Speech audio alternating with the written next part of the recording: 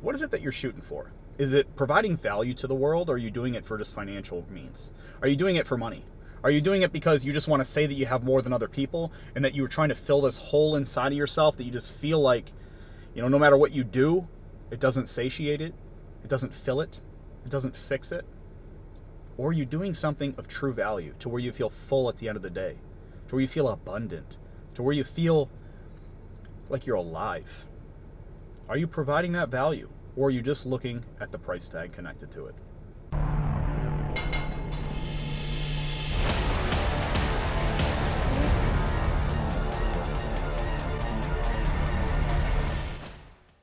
Good morning, brother. Welcome to another morning motivation. And this morning, I want to talk a little bit about atmosphere. And, being a coach for so long, one of the questions I used to get asked people is, well, can I work out from home? Well, sure, you can work out from home. There's no problem with that. But the issue is the environment generally dictates your motivation levels. The environment dictates utility. The environment dictates you putting yourself in uncomfortable positions to push yourself, right? And association is a huge thing when it comes to transformation. Well, what I mean by that is what you associate your house with, usually comfort, relaxation, decompression.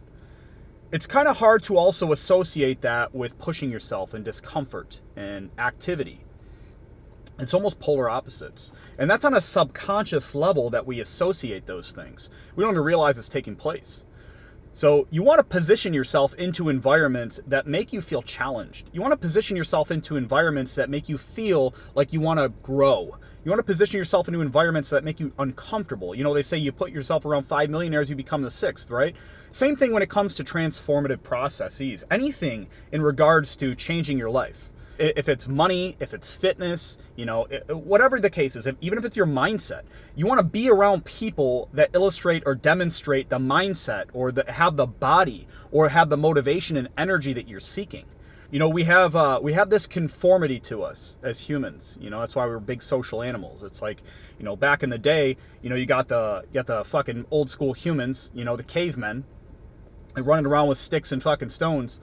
Separately, they're very weak animals, right? A tiger would destroy us. Even like a small, like a wolf or something would destroy us. We don't have claws or teeth that are really going to cause any lethal damage. We're a pretty weak species. What ends up making us strong is a willingness to collaborate, our association with others. So you need to learn to capitalize on that, because that is actually drilled and branded into our psyche. Being around people, socialization is what can really help transform your life and, position you into different places. Whatever it is that you're trying to aspire to. Like I was mentioning, if you're trying to make more money, if you're trying to change your mindset, if you're trying to get in shape. And it's interesting because this actually falls around the time where I'm actually working out at Lifetime again. I changed my environment. I was working out at Self-Made, which was a smaller facility, a little bit more privatized gym where I was able to shoot content out of.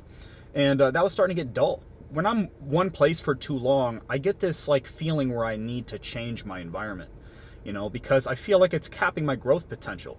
I feel like I'm losing motivation. I feel like I'm kind of dragging my feet around my workouts, and I feel like something needs to change, because I'm not pushing myself, or I'm not around more people that I feel challenged to be around. There's no incentive anymore. It's just kind of too routine. So I urge you to think about your environment. And think about what your environment is providing you with right now. Is it providing you with the utility that you need? Do you have enough resources and people around you to challenge you? Is it providing you with the motivation necessary? And the motivation usually comes from discomfort. I had some strange thoughts this morning thinking about my life.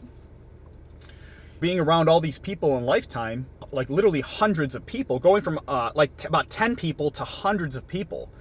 It really changes the way that you put your life into perspective, not in terms of comparing yourself to other people, but in terms of what is it that you want to give to the world? You see all these other people, what does this person do for a living? What sort of value does this person provide? Watching people's body language, watching how they communicate with one another, watching if some people are generally happy or if some people have a propensity to kind of be upset. Some of these people I've seen over a year and a half ago, and I've watched how they've transformed. In the last year and a half, do they appear to be better to me?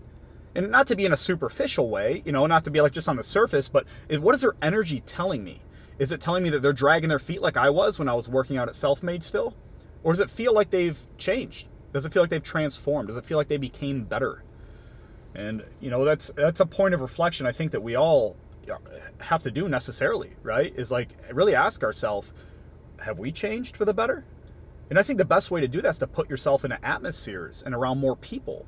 Really to not compare yourself to as in, apples to oranges, but more in terms of like self-reflective.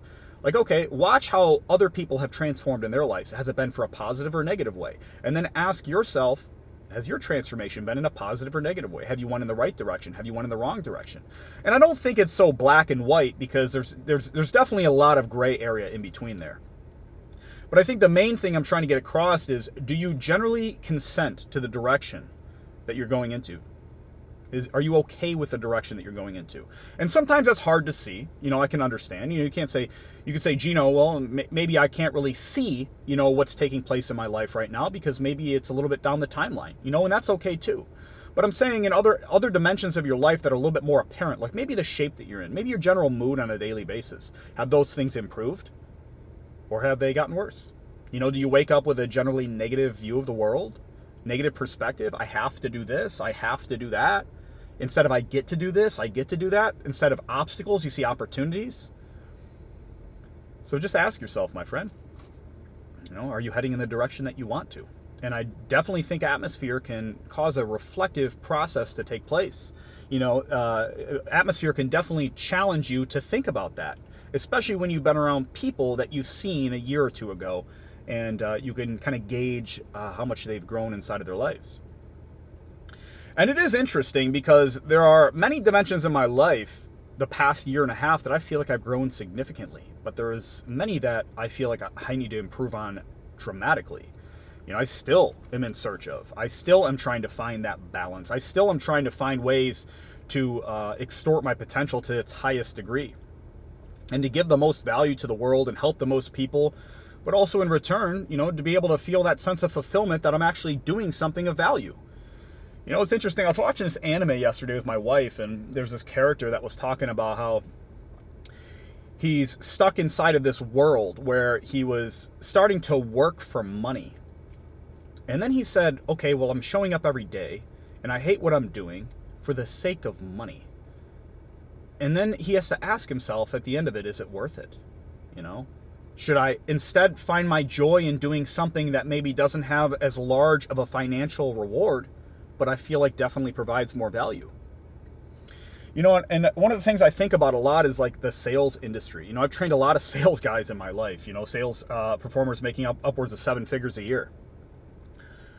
And they all seem to have this superficiality to their goals, right? I just want to get more money. It's never that they want to help more people. That's some bullshit ploy they tell you.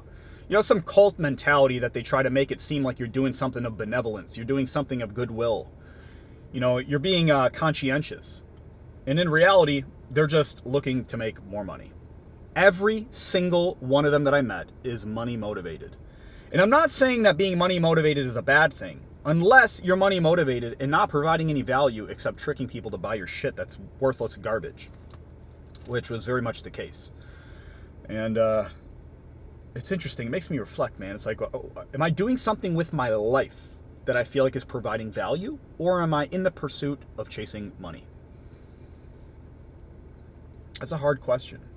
And I'm not saying those two are mutually exclusive, because you could definitely make money and do something that you love and provide value with. However, it usually takes a long time. It takes mastery. It takes a lot of shit sandwiches. You feel like you're in a losing season all the time. You got to get out of the fucking trenches, because some people take shortcuts that are devious, that are nefarious, that are manipulative, that are deceitful, that are greedy. They take these shortcuts to steal from other people to get themselves ahead, but I could promise you it never leads them to the place that they want to be at the end. It's a void that they end up enhancing, that they end up growing, that they end up watering, that they foster this greed that's inside of the pit of their stomach and in their heart that they can never fill. Because maybe they were trying to fill something that wasn't there. Maybe they didn't have the love of a parent that they were seeking. And maybe through ascertaining financial status, it's making them feel a temporary sense of relief from that, because they can provide for themselves, and they tell themselves they don't need anybody. But maybe they fucking do. Maybe it's not even fixing their original problem. So I don't want to get too far off track here, but what I'm really trying to say is atmosphere can be very reflective and very beneficial to you. You know, positioning yourself in a different atmospheres can really enhance the way that you see your life. It can really enhance the way that you compare yourself to yourself and really think about your progress long term. What is it that you're shooting for? Is it providing value to the world, or are you doing it for just financial means? Are you doing it for money?